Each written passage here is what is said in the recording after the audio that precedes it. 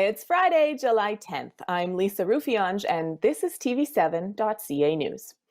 Today, if you've been playing pickleball, you may want to get tested for COVID-19. The RCMP want to warn you about yet another scam making the rounds, and the city launches an on-demand bus service. All that and more, but first.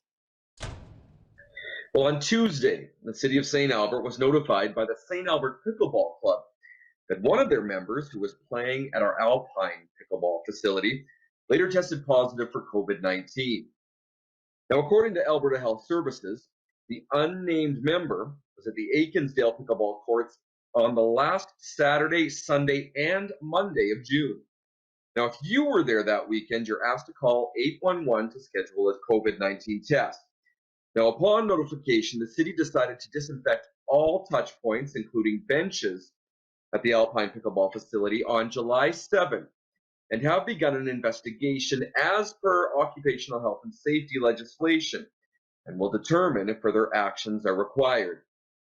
This incident is an important reminder that COVID-19 is still very much within our community.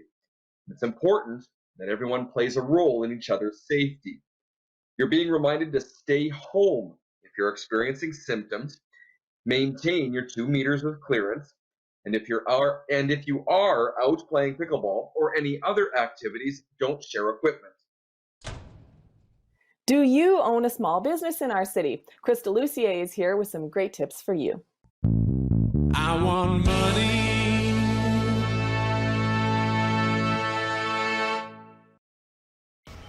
Good morning, everyone. Krista Lucier here with Preferred Tax. I just wanted to talk today about the importance of business banking.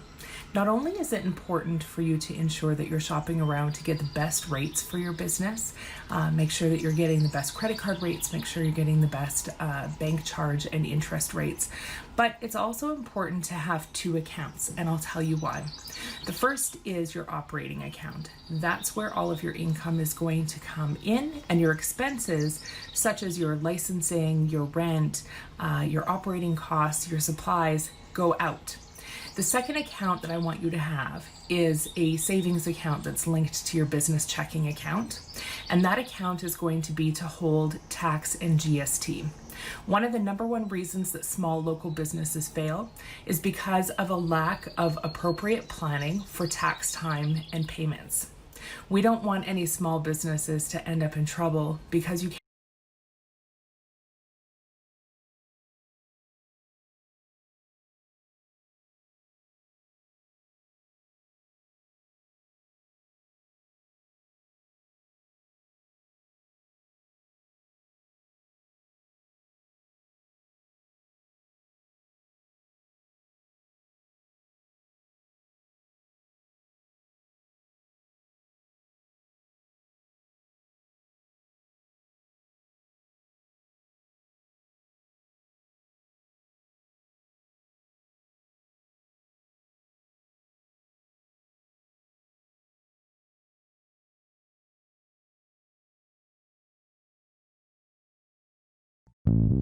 I want money.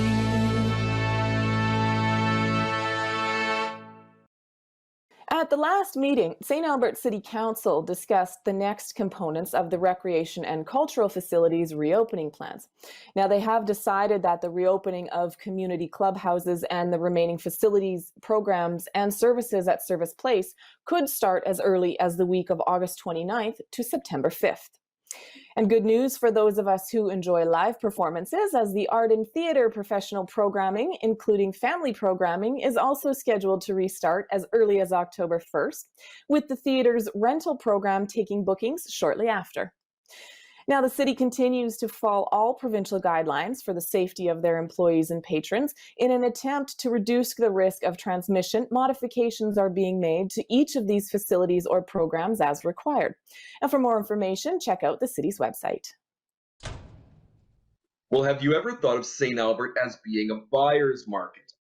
Here's real estate expert Dennis Faulkner with an update. Hi, I'm Dennis Faulkner with RE/MAX Select with your latest market update on real estate activity in St. Albert. A lot has changed since May. Our June numbers are out, and we're seeing a bit of a surprising effect in the market. We're seeing a shift to actually a seller's market. Single-family homes under 500,000 is the one segment that is most affected. We're seeing perhaps only a month and a half supply. Keep in mind, a balanced market is something where there's 4 to 6 or 5 to 7 months of supply of homes.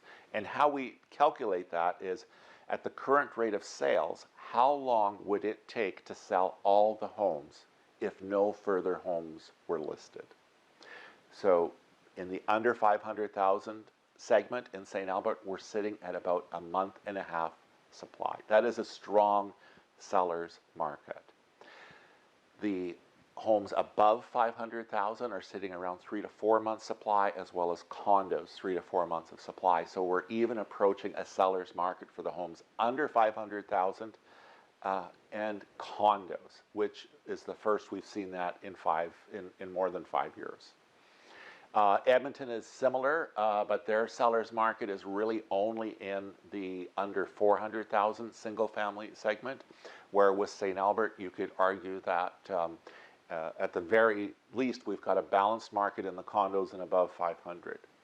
So what has caused this? I believe that the pent-up demand for those that did not or decided not to buy in April and May and then bought in June created a little demand bubble in June and in July, the first part of July as well.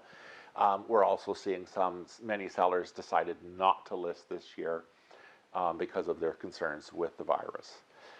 So that has created an imbalance. We're not seeing this demand and multiple offers as a result of fundamentals in the economy, meaning that we're not seeing immigration or job growth, or obviously not. Like, I mean, we're sitting at high unemployment. So that concerns me a little, is that we may just see a bubble of activity for a time, and I don't know, because for sure, because 2020 has been very difficult to predict. First of all, I would not have predicted that we would be sitting in sellers markets in St. Albert and in Edmonton. So that is a bit of a surprise. I think we will see, an end to this activity as we move into the fall. I could be wrong. As I said, this is difficult to predict, as we're seeing sellers markets not just in Edmonton, but in many different areas throughout North America. Even in the States, there's areas where there's a shortage of listings and multiple offers. So it is an effect that is happening in different places, in different marketplaces throughout North America. If you have any questions about your particular neighborhood or sales in different areas, don't hesitate to contact me. I'd be happy to discuss with you any more specific information. I think what this means is if you are looking for an opportunity to sell your home, where maybe you had it listed last year or the year before and were unable to get a sale, maybe you can. Because of the imbalance. So if you're not at risk from the virus or vulnerable from the virus, it might be a good time to put your hand up, have your home for sale, get into the marketplace if you are looking for an exit. And as always, feel free to contact me. We'll have my information here for further questions. Thanks for watching. Have a great day. Well, has any of the effects of COVID-19 got you feeling a little anxious? Karen Armstrong is here to help us cope with COVID. Hi, Lisa. Today, I would like to reach out to anybody who may be feeling feelings of anxiety. And it really helps when you're feeling anxious to know what it is and how to overcome it. So put very simply, your mind is always trying to protect you. It's trying to keep you safe. And that feeling of fear is just your mind's way of worrying that something bad may happen in the future. So what you can do to overcome that is one of two things. You can distract or you can process it. In order to distract, it's more of a temporary fix, like a Band-Aid. And some people turn to unhealthy distractors like emotional eating, drinking, smoking, drugs, those types of things, which end up making their problems usually worse. Another alternative would be healthy distractors. And that could be the hot baths, walks, connecting with people, those types of things. But if you really want to be able to get to the root cause and completely overcome it, what that involves is processing the fear, allowing your mind time to actually analyze and figure out if it's real. So a really good strategy that you can use is to just sit back, find a quiet place when you feel the emotions rising, close your eyes, take 3 really nice, big, deep belly breaths to kind of center you back in your body, to calm you down. And then ask yourself, what bad may happen? And see what comes up. Write it all down. You can't change what you're not aware of, and your mind's trying to protect you. But the vast majority, 90 to 95% of what you're thinking is at a subconscious level. So if you stop, sit with it, ask yourself, see what comes up, you may be able to figure out exactly what is triggering this fear in your life. Once you know that, you can now work on it. So some of what you're afraid of may not be logical, or it might be what if, what if, what if. And so for that, you can just let it go. But if there's some real life triggers, some things that you need to be concerned about, then you need to take action. So with this information, you can now take action.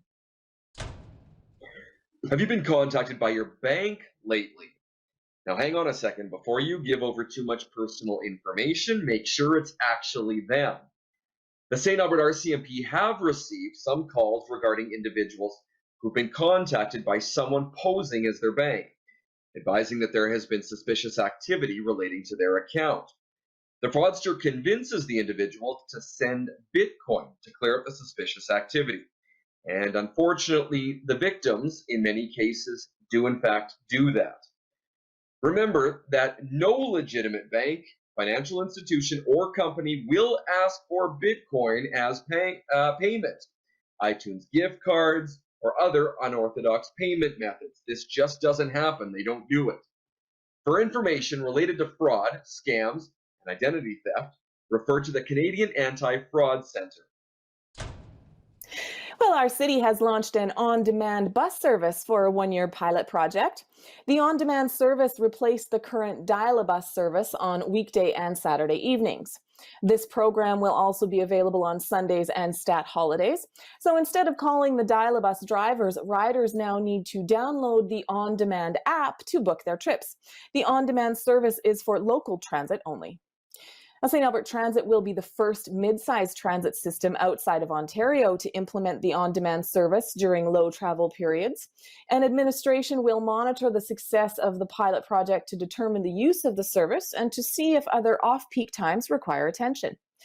The on-demand app will improve services for riders by allowing them to book in advance, as well as book multiple riders at one time. Estimated arrival times are also displayed on the app with current information and the ability to cancel rides. The app is available to download through Apple and Android stores. For more information, check out stalbert.ca/transit. Well, heading into a weekend, it looks like that's it again for another week.